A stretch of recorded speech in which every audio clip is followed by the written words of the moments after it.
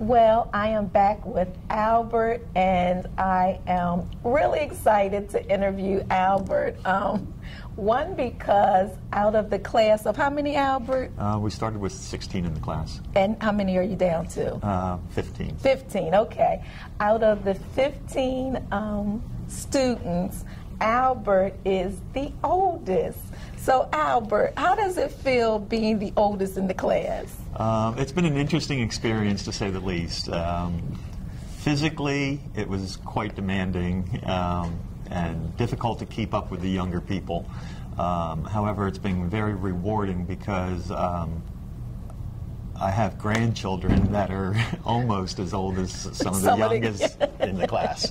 So I've been able to become sort of like a parent figure in some ways to the younger ones, and offer some advice and help in matters outside of the paramedic issues and learning environment, things like that also. But I also have some previous EMT experience, so I've been able to part that information to them also. Very good. In the class that we were in, I wouldn't have realized, if I didn't know your age, that you were older than some of the students in there, because you didn't act like it, Albert, okay? Okay. You're encouraging me to really want to go out and exercise more. I'll say that. I'm encouraging myself. So what made you want to be a paramedic? I know you said that you had some EMT experience, but what was you doing? Like, when did the light bulb come on? Well, it's actually quite a long, interesting story. The emergency medical services is a kind of a family affair. My brother's a paramedic up in the Poconos already. I have his son is a corpsman in the Navy. Okay. My niece is an EMT, and my children, two stepsons, they're both EMT firefighters. My wife is an EMT firefighter. Oh, it's in your blood. So it's in the blood. You didn't have a choice, okay. Yeah, but it was interesting because I kind of was the last one to get involved in it.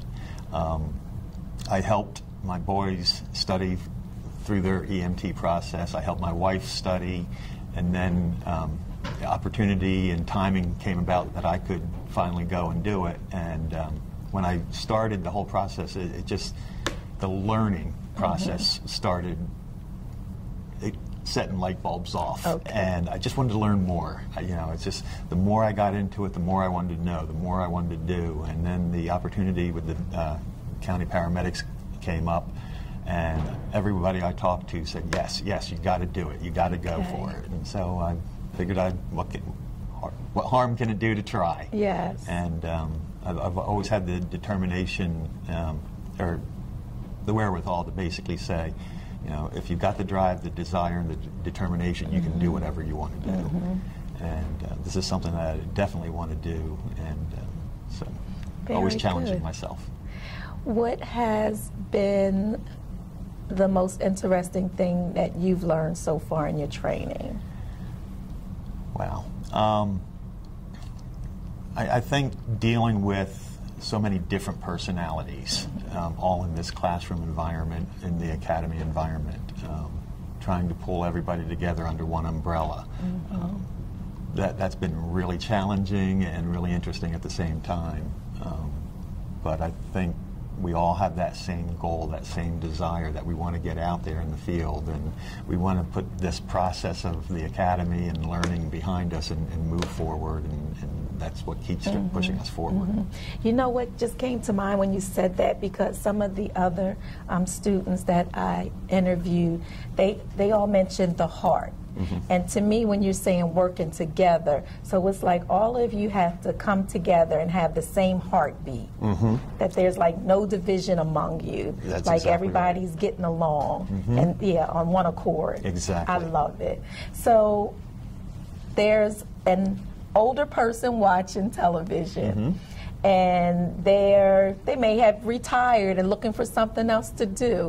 What would you say to them to encourage them to become a paramedic? There's an old saying by Henry Ford that I live by. I've lived by it every single day of my life, and that is, if you always do what you've always done, you'll always get what you've always got. That's good. And so if you're not satisfied with what you're doing, or you're bored, you're sitting around doing nothing, you have to challenge yourself. You've got to go find something new, expand your horizons, and this was definitely a challenge and something very rewarding for myself. Very good. Thank you so very much. You're quite welcome. All right. Welcome back. You all may notice that now my posture has definitely changed. I am trying to sit as straight as possible because I now have Corporal Tuxworth with me. And let me tell you, this lady is no joke. She is serious about her training. Welcome to the television show. Thank you. I won't be that way with you, though. So at ease? Yes, at ease. You can relax. Let me tell you something. When we first came in there, I was like, oh, this is, I guess I didn't know what to expect. I knew that we were coming on location. I knew that it was paramedics training, but I didn't know it was as intense. It is as intense. It is. It is intense. And you don't play. I don't. And I love it. Did they tell you that? Did the recruits tell you that? No, they didn't have to tell me. I saw that for myself. So, how long have you been a part of Newcastle County Paramedics? I have been with the county. It'll be 10 years at the end of March. Okay. Yes, yes. All right. And this is the first time that we've actually run an academy like this. And I've been with the academy since the very beginning.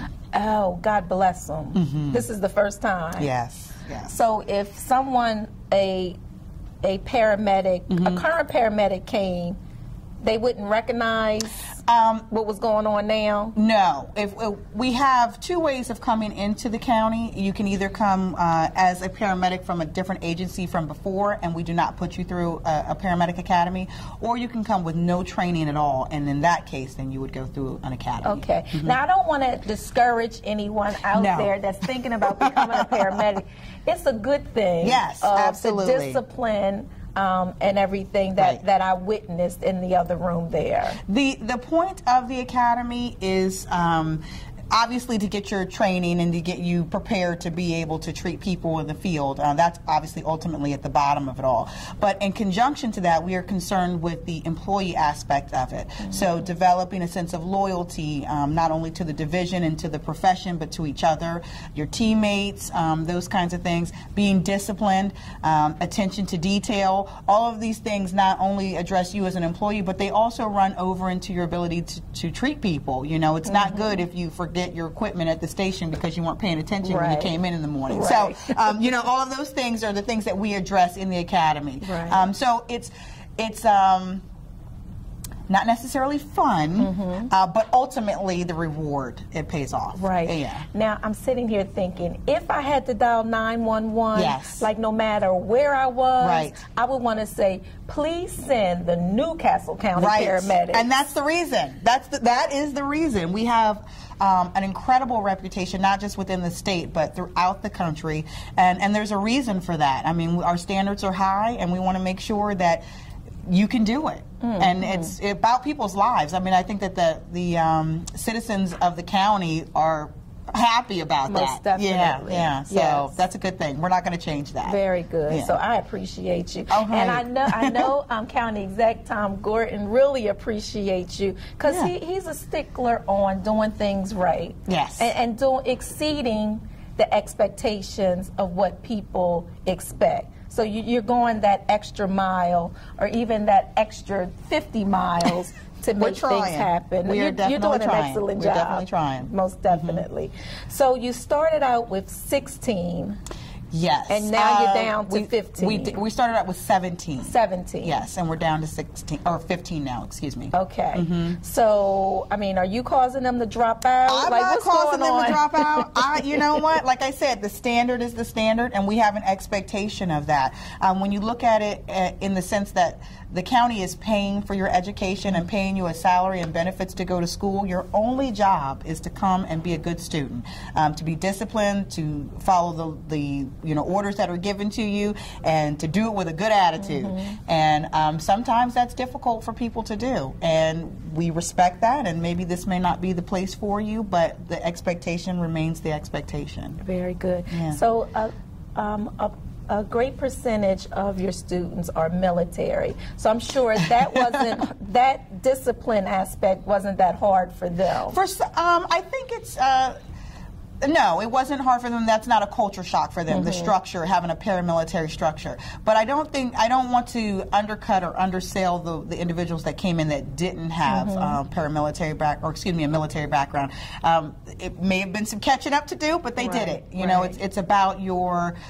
Is this what you want to do? This is about your drive and your personality and your character. It doesn't matter what your background is. You can have been, I don't know, worked at a bank or been a teacher or anything else beforehand, but if you have the drive and the dedication to do it, then you'll do whatever needs to be done in order to make it happen. So I was thinking I probably would have been one of those ones that dropped out. Stop! What?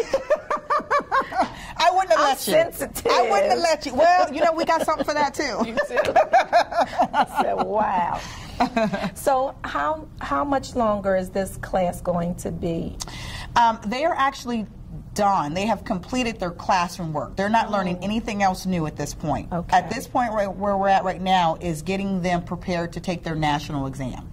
Okay, so that's all of that. This right now is just training, practice, repetitive, working on just kind of honing and refining all of the things that they have learned throughout this entire year to get them their national registry, where they are nationally registered paramedics and ready to come into Newcastle to start their FTO process. Okay, great. Yeah. So share with us, in the 10 years that you've been a part of Newcastle County, what has been your most rewarding experience? This. I love it. The Academy, by far. And I think that I've had the opportunity to do some incredible things, and obviously I have been involved in saving people's lives, and I'm not underselling that by any means, but I think it's something, there's something very rewarding about being able to assist someone else in meeting their goal and meeting their dreams, and to take them from one place and see their growth and their progress, and know, I know where you're going to be. Just trust me along the way. I know where you're going to be, and to see them get to that point, that's been the most rewarding. That's awesome. Yeah. So you know that your work that you're doing is not in vain. Yes. I now, love it. They may not appreciate that quite yet, but I said one day they will. I think they do. I really think they do. I really think they do. Yeah. Yeah. So thank you so very much for your time. You're welcome. Thank you. Thank you for coming out. Our pleasure. This is Wayna Dobson signing off.